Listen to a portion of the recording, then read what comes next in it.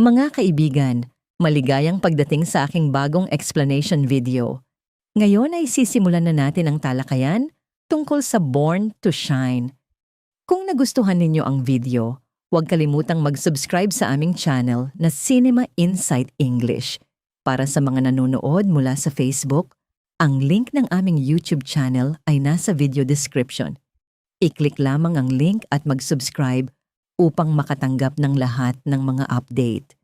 Maraming salamat po sa inyong suporta. Nagbago ang lahat para kay Megan nang dumating si Lexie sa eksena. Akala niya sapat na ang talento at tapang upang makaligtas sa kompetisyon. Ngunit mabilis niyang natuklasan na ang kanyang karibal ay hindi lamang mahusay sa pagkanta o pagsayaw, kundi pati sa pagsira ng pagkatao. Mula sa unang pagkikita, naramdaman ni Megan ang malamig na titig ni Lexie. Hindi iyon tingin ng simpleng kakompetensya, kundi tingin na puno ng inggit, galit, at matinding pangangailangang patunayan ang sarili. Tahimik na nakatayo si Megan, pinipigilan ang kanyang emosyon, ngunit bawat salita ay tila kutsilyong tumatama sa kanyang puso.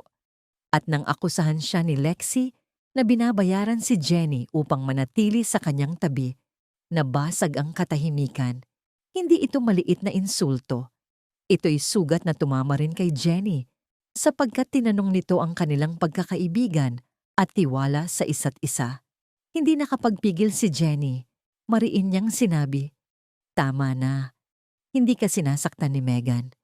Maikli man ang kanyang mga salita, mabigat ang dating. Sa likod ng kanyang kalmadong tinig ay naroon ang galit at pagtatanggol. Sa mga mata ni Jenny ay determinasyon. Hindi na niya hahayaang masaktan pa si Megan. Ngunit nanatiling nakabitin ang tanong, bakit tila personal ang galit ni Lexie? Totoo bang tungkol lamang ito sa kompetisyon? O may mas malalim na dahilan kung bakit nais niyang wasakin si Megan bago pa ito tuluyang sumikat? Sa gitna ng tensyon, dumating ang sandali ng kasiyahan. Nagpaalam ang sikat na grupong BGYO matapos ang kanilang kamangha-manghang pagtatanghal. Sumabog ang hiyawan at halakhak ng mga tao. Sa ilang minuto, nakalimutan ang laban. Musika, pangarap, at kaligayahan ang pumuno sa hangin. Ngunit kahit sa kasayahang iyon, may pusong hindi mapakali. Si Nate, kitang-kita sa kanyang mukha ang selos. Kahit anong pagtatago ang gawin niya, ipinagkanulo siya ng kanyang mga mata.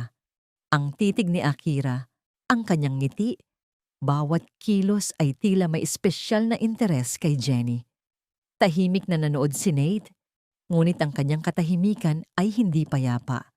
Puno ito ng apoy, takot, at galit na pilit niyang nilulunok. Nanatiling tanong, tunay ba niyang mahal si Jenny? O natatakot lamang siya na may ibang magbigay ng atensyon na hindi niya kayang ipahayag? Samantala, mas malaking unos ang bumuo sa pagitan ng pamilya nina Jenny at Megan. Habang ang mga kabataan ay naglalaban sa entablado, ang mga nakatatanda ay nakikipaglaban sa mga multo ng nakaraan. Hinarap ni Amelia si Minchie. Bawat salita ay may dalang sugat na hindi pa naghihilom. Hindi ito karaniwang galit. Ito'y puot na isinilang mula sa pagtataksil, sakit, at mga tanong na hindi nasagot. Ipinahayag ni Amelia na kahit gaano pa kamahal ni Minchie, sina Jenny at Megan, hindi darating ang kapatawaran. May mga sugat na hindi naghihilom sa paghingi ng tawad. Ang pinakamasakit na sandali ay nang malaman ni Amelia na nakilala ni Minchie ang kanyang anak bago ito namatay. Mas nakakasira pa, nag-usap sila tungkol sa pag-alis sa pamilya upang muling magsama. Sa sandaling iyon, tila huminto ang hangin. Hindi na lamang ito tungkol sa nakaraan, kundi tungkol sa pagtataksil sa mga pangako. Maling oras, maling paraan, nag-iwan ng peklat sa puso ng mga anak. Ang pinakamalalim na sugat ay tumama kay Perry. Tahimik siyang nakatayo, nakikinig. Ang kanyang mukha ay nagbago mula sa pagkagulat tungo sa sakit. Tinanong niya si Minchie kung totoo ito, at hindi itinanggi ni Minchie. Totoo. Sa isang salitang yon, gumuho ang mundo ni Perry. Sinabi ni Minchie na mahal na niya ngayon si Perry. Ngunit paano siya maniniwala sa pag-ibig kung katatapos lamang niyang malaman na minsan ay handa itong iwan siya. Mas lalong tumama ang sugat ng sabihin ni Perry na wala siyang pagpipilian sapagkat wala na ang ama ni na Jenny at Megan. Minsan ang pinakamasakit na katotohanan ay hindi ang pagtataksil, kundi ang pakiramdam ng pagiging iniwan dahil wala ng ibang pagpipilian. Habang sinusubukan ni Minchie na buuin ang sirang pamilya, unti-unting lumitaw ang tanong, sino ba talaga ang tunay na ama ni Jenny? At kung matutuklasan ito ni Charis, muling magkakaisa ba ang pamilya o tuluyan ng guguho? Sapagkat habang abala ang lahat sa panonood ng tunggalian ni Yumi at Lexi, hindi nila napansin na mas malaking laban ang nagaganap sa loob ng bawat isa. Hindi ito nakikita ng mga manonood, hindi natatakpan ng palakpakan, ngunit ramdam sa bawat tingin, bawat iwas ng mata, bawat pilit ng ngiti. Si Megan, gaano man niya piliting manatiling matatag, ay malinaw na sugatan. Hindi siya sanay na yurakan ang kanyang dangal sa harap ng iba. Ngunit hindi siya sumuko. Para sa kanya, ang mga pangarap ay hindi luho, kundi tanging paraan upang patunayan ang sarili. Kaya't nang maliitin siya ng isa sa mga kasamahan ni Lexi, hindi siya umatras. Bagaman puno ng takot at pangamba ang kanyang dibdib, nagliliyab ang kanyang mga mata, apoy ng isang babaeng paulit-ulit na ibinabagsak, ngunit palaging bumabangon. Ang pinakanakakagulat na pagbabago ay si Jenny. Bago ay minsang karibal, puno ng tensyon, hindi pagkakaunawaan, selos at galit. Ngayon ay nagiging kanyang panangga. At dito, lalo pang kumumplikado ang kwento. Sapagkat kung hindi na si Jenny ang kaaway, sino ang tunay na kalaban? Si Lexi? Ang selos mismo? O ang mga lihim na itinago ng mga nakatatanda na ngayoy bumabalik upang wasakin silang lahat? Samantala, hindi basta susuko si Yumi. May tapang, talento, at puso sila. Ngunit sa mundo ng pagtatanghal, hindi sapat ang galing lamang. Kailangang tiisin ang presyur, kayanin ang paninira, at ngumiti kahit may luha sa loob. At iyon ang unti-unting natutunan ni na Megan at Jenny. Kasabay nito, pansamantalang nagpaalam ang BGYO dahil sa kanilang out-of-town vacation. Tila humina ang mga ilaw. Maraming tagahanga ang nalungkot. Marami ang umasa sa mga susunod na kolaborasyon. Ngunit para sa isang tao, mas malalim ang kahulugan ng pagkawala na ito. Si Nate. Para sa kanya, hindi lamang tungkol sa pagtatanghal ang pagkawala ng BGYO. Tungkol ito kay Akira. Ang titig ni Akira kay Jenny, ang kanyang presensya, ang kanyang mga kilos. Lahat ay gumulo sa puso ni Nate. At dito lumitaw ang pinakamasakit na tanong.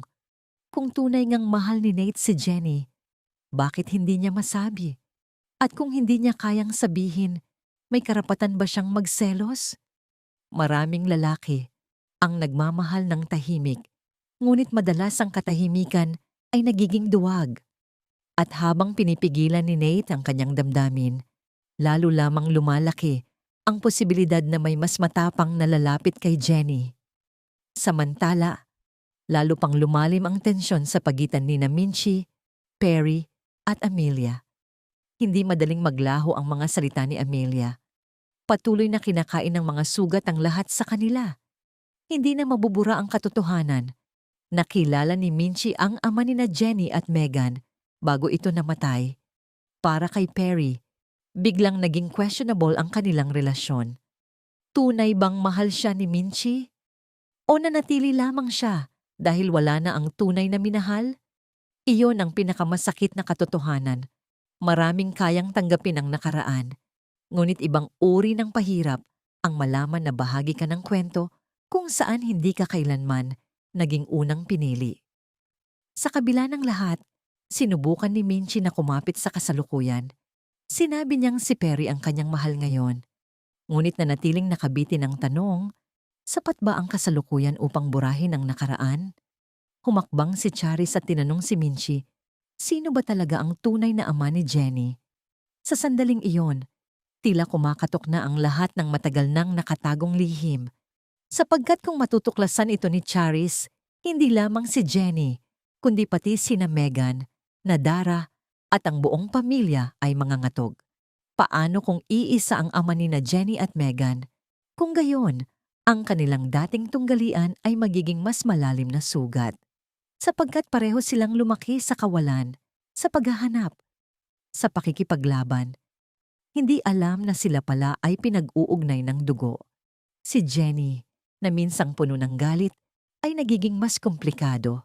Hindi siya kontrabida, ni simpleng biktima lamang. Isa siyang babaeng lumaki, na may sakit sa loob, may takot, at may mga pangarap na hindi niya kayang isuko. Kaya nang makita niyang inaapi si Megan, nakita niya ang sariling refleksyon. Ang pakiramdam na kung hindi ka lalaban, walang lalaban para sa'yo. Si Megan man ay nagsimulang makaunawa. Ang taong minsang nanakit sa'yo ay hindi palaging kaaway. Minsan, ang taong inakala mong sisira sa'yo ay siya palang unang tatayo sa iyong tabi kapag ikaw ay niyuyurakan ng iba. Ngunit hindi ibig sabihin tapos na ang laban. Sapagkat sa loob ni Lexi ay may isang taong hindi titigil hanggat tuluyang masira si Megan. At habang lalo pang lumalakas si Yumi, tumitindi ang presyur. Bawat ensayo ay tila digmaan, bawat tingin ay hamon, bawat pagkakamali ay sandata. Nakakatakot, hindi ba? Habang hinahabol mo lamang ang pangarap, may mga taong kinamumuhian ng iyong liwanag. Samantala, lalong lumitaw ang selos ni Nate. Wala siyang sinasabi, ngunit nagsasalita ang kanyang katawan. Mabigat ang kanyang titig kay Akira, kumikibot ang kanyang panga tuwing lumalapit si Akira kay Jenny, at ang kanyang katahimikan ay mas malakas pa sa anumang sigaw. Lahat ay nagbubunyag ng kanyang kaguluhan sa loob. At nanatiling tanong, tunay bang mahal ni Jenny si Nate? O si Nate lamang ang lalaking hindi marunong sunggaban ang pagkakataon? Ang katotohanang nakilala ni Minchi ang ama ni na Jenny at Megan bago ito namatay ay hindi na mabubura. Para kay Perry, biglang naging questionable ang kanilang relasyon. Tunay bang mahal siya ni Minchi o nanatili lamang siya dahil wala na ang tunay na minahal? Iyon ang pinakamasakit na katotohanan. Maraming kayang tanggapin ang nakaraan, ngunit ibang uri ng pahirap ang malaman na bahagi ka ng kwento kung saan hindi ka kailanman naging unang pinili. Sa kabila ng lahat, sinubukan ni Minchi na kumapit sa kasalukuyan. Sinabi niyang si Perry ang kanyang mahal ngayon, ngunit nanatiling nakabitin ang tanong, sapat ba ang kasalukuyan upang burahin ang nakaraan? Muling umalingaw-ngaw ang tanong ni Charis, sino ang ama ni Jenny? Sapagkat kung lumabas ang katotohanan, ang pamilya ay maaring magkaisa o tuluyang gumuho. Ang mga laban sa entablado ni Yumi at Lexi ay panlabas lamang. Ang tunay na digmaan ay nasa loob ng bawat puso, sa bawat katahimikan, bawat pilit ng ngiti, bawat nakatagong lihim na naghihintay na sumabog. Si Jenny, na minsang puno ng galit, ay nagiging mas komplikado. Hindi siya kontrabida, ni simpleng biktima lamang. Isa siyang babaeng lumaki na may sakit sa loob, may takot, at may mga pangarap na hindi niya kayang isuko.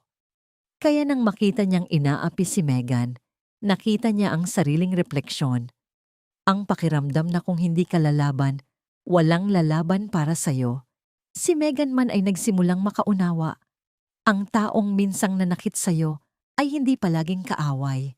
Minsan, ang taong inakala mong sisira sa'yo ay siya palang unang tatayo sa iyong tabi kapag ikaw ay niyuyurakan ng iba.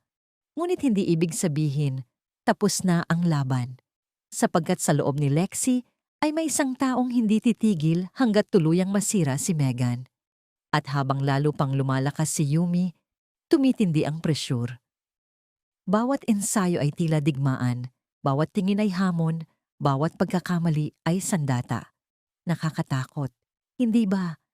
Habang hinahabol mo lamang ang pangarap, may mga taong kinamumuhian ng iyong liwanag. Samantala, lalong lumitaw ang selos ni Nate. Wala siyang sinasabi, ngunit nagsasalita ang kanyang katawan. Mabigat ang kanyang titig kay Akira, Kumikibot ang kanyang panga tuwing lumalapit si Akira kay Jenny. At ang kanyang katahimikan ay mas malakas pa sa anumang sigaw. Lahat ay nagbubunyag ng kanyang kaguluhan sa loob. At nanatiling tanong, tunay bang mahal ni Jenny si Nate? O si Nate lamang ang lalaking hindi marunong sunggaban ang pagkakataon? Sa kabuuan, sa bawat karakter ng kwentong ito ay may nakatagong lihim na nag-aalab hindi lamang sa entablado, kundi sa bawat sandali ng kanilang buhay. Maraming salamat sa panonood ng buong video. Para mapanood ang susunod na episode explanation, huwag kalimutang mag-subscribe Cinema Insight English Channel.